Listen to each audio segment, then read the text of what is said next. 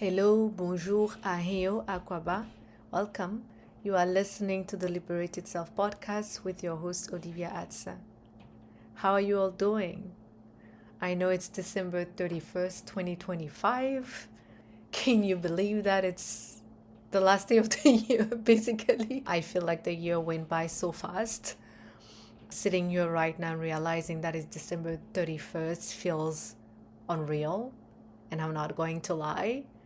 It feels like yesterday when I moved provinces and I decided that a lot of things were going to shift and change in my life. So, yeah, I'm still reflecting on what that year has been. And I'm pretty sure for some of the listeners, it's already January 1st, 2026, when you're going to actually be listening to this. So, if it is, Happy New Year. May this new year be all that you wish, hope, and pray for, and may all your wishes come true. Honestly, this is just a gentle check in. As I was sitting and reflecting on what the year has been like for me, actually, I've started this reflection a couple of days ago. So don't worry, this episode is not a New Year's resolution episode, or it's not about what I'm expecting or hoping for in 2026. It's more of a reflective episode because I was sitting here and journaling a little bit, and I like to do that. I think on every last day of the year, I take myself out to spend time with me. Generally, I would do something that is very relaxing and quiet. Lately, I've heard of that idea in France of a cafe that you go to. I actually forgot the name of the cafe, so sorry, but you can go to the cafe and write a letter to your future self. And then I'm assuming it's the cafe that mails it to you in a year or 2 years or 5 years. And I really love that concept. I wish there was one close to me because I like to use December 31st to slow down and reflect, not be too festive, to be honest with you. I've done that in the past when I was younger, going out and, partying and everything. But right now it's more about sitting with myself and having the ability to think and reflect again. I'm probably repeating myself here on how the year went. I know some of us are still busy with the holiday celebration with family or loved ones, while for others, maybe life has now slowed down after Christmas and we are back to work or simply resting and recuperating. I know the holidays sometimes make us feel like we have to do the most until that fatigue kicks in to remind us that we are still in the middle of winter. Well, at least for us over here in this part of the hemisphere. I know in some other part it's summer now, and I wish it was summer. But at the same time, I'm also grateful for this time right now because we also had snowy Christmas time. So it was really beautiful outside to witness and see and spend time with family and sharing a meal, sharing laughs, and just having a good time. I also wanted to use this opportunity to send some love and a big, big virtual hug to all those who are alone or who are feeling lonely, sad, or emotional during this time. In my own personal experience, for the past couple of years, I haven't always had the chance and opportunity to spend Christmas with my family.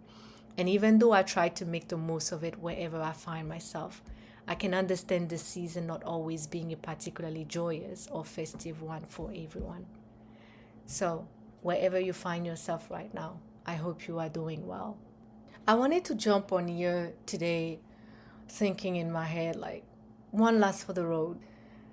And I was writing some kind of love letter to 2025, thinking about how challenging it was and at the same time very rewarding, because there's so many decisions that I've made that maybe, not maybe actually, past versions of me wouldn't have dared or even dreamed it possible. So instead of having New Year's resolution that may or may not become a reality anyway, I wanted to write down what 2025 taught me as a sort of love letter to the year. Once I was done, I thought I would come here and share it with you.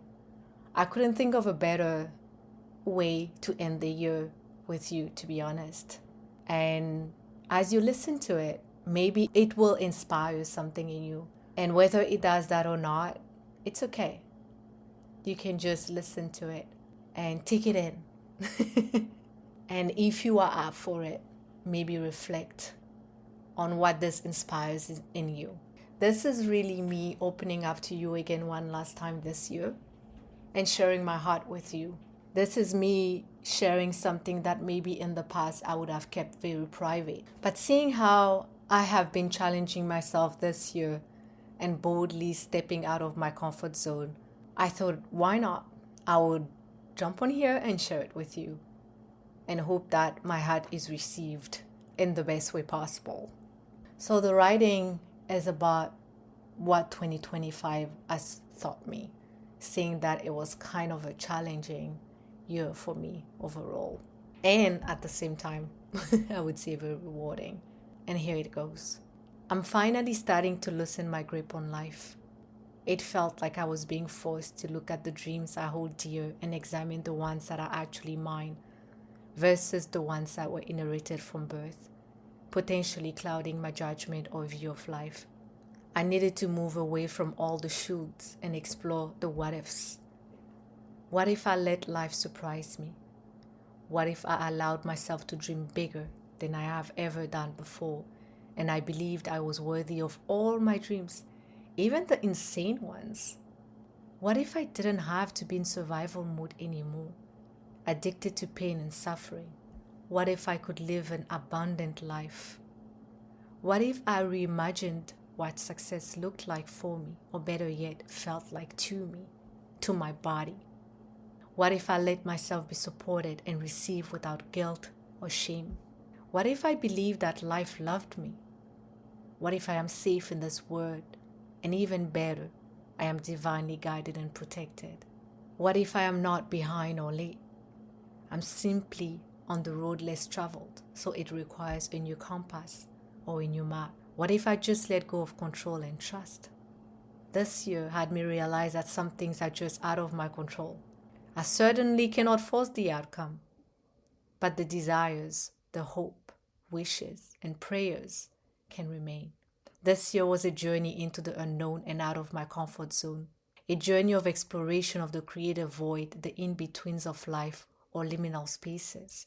Those confusing moments of life that bring you to your knees with your hands toward the sky, crying out loud to God to make a way. In the end, you lay there in acceptance of what is and where you are at, even though absolutely nothing makes sense. I continue to learn, and sometimes the hard way, that everything happens in its own divine timing, and surrendering is key.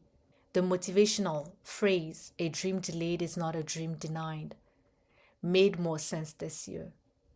I'm only now realizing that some wishes of mine from years ago came true, maybe not in the way I anticipated, but they still manifested.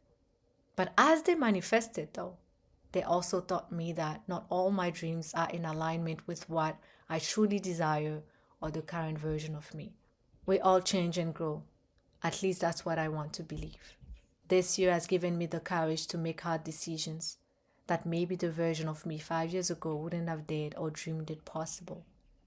It felt so out of reach in the past, especially when all I was thinking about was my survival. I stepped into my relationship both feet in, fully committed, and relinquishing the urge to have an escape route. I stepped into more of my vision for life, and it revealed more of me. Like a key unlocking a hidden door, I discovered myself anew. The unbecoming is always a messy process, so obviously, the good, the bad, the shadows, and the light rushed to the surface, revealing not only where I have grown and I feel freer, but also where I'm still a prisoner of my own thoughts patterns, limiting beliefs, and old behaviors and loops, always creeping in somehow, sometimes unconsciously. I had no choice but to face my shadows, which in the past had me convinced that I was fine, by trying to keeping me safe. Some parts of me had to die, to be shed, especially around the identity I had created for myself and attached my worth to the past few years. This year has stretched me beyond my limits and broke me open more times than I can count. I have finally made peace with my sometimes overthinking, overwhelmed, overstimulated, and over emotional self. No longer apologizing for her, no longer blaming, shaming, and punishing her for the mistakes she makes, which sometimes aren't even hers to acknowledge and take accountability for. She is worthy of forgiveness and unconditional love, at least from me, no matter how she shows up. This year taught me how to spend more intentional time with her, repairing, reparenting, holding, truly seeing and understanding her instead of constantly judging or seeking and chasing outside validation and approval. She can be such a mess sometimes, I admit, but she's finally loved by me, hoping someday it will be unconditional. To be honest, without her, I can never truly be whole and complete anyway. So for now, bear with me as I continue to learn, to fall and get back up, to change, to grow, to unlearn. This year hasn't been easy, but I'm proud of the woman I'm becoming. And I'm grateful for all that life threw my way. It awakened a kind of strength I didn't know I had. So how about you? What are you grateful for? What are you proud of? What truly matters to you in this moment in time and moving into 2026? It can be so simple sometimes, like even having a roof over your head or having access to food, clean water. I'm even thinking right now a hug from a loved one or your children's smiles for those who have children. Let's not always fall for the trap of starting from scratch on this New Year's Eve, either feeling like a failure for not having met all of this year's goals, or making New Year's resolution we may not even keep committed to past January 5th. I know that has been me in the past, feeling the pressure of making New Year's resolution because that's what everyone is doing. But they don't feel personal, they don't feel intentional, they don't feel connected to the version of me who's moving into this new year.